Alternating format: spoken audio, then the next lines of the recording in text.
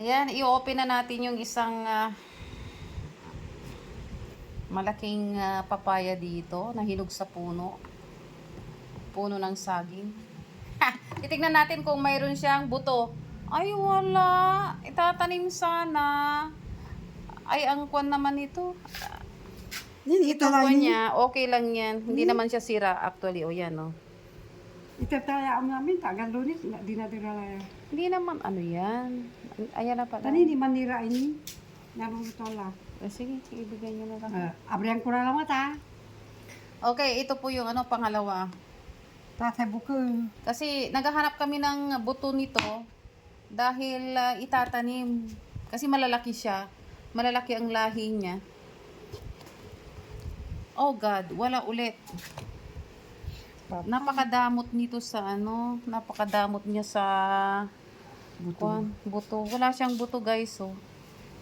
Paano ito pararamihin yung lahi nito, yung niya?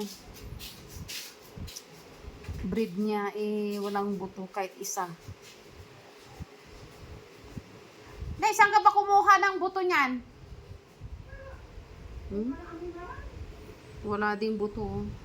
Bali nagano kami ng dalawa, walang buto. So, walang maitatanim. Sayang. Kunin mo na ito, Sirin. Dalhin niyo na sa bahay niyo. Pati yung saging, kunin mo na rin lahat. Ito pa. Ipapamigay na lang po natin ito kasi hindi na nakakain. Nagsasawa na sila sa mga prutas. Yan, ilagay mo na lahat sa Ilagay mo na lahat.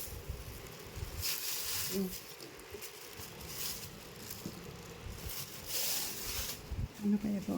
May ito po kinamanan dito. Kinyada talaga. Dapat siya. Nanakay. Si kayo, ate kinya. Nagkakira.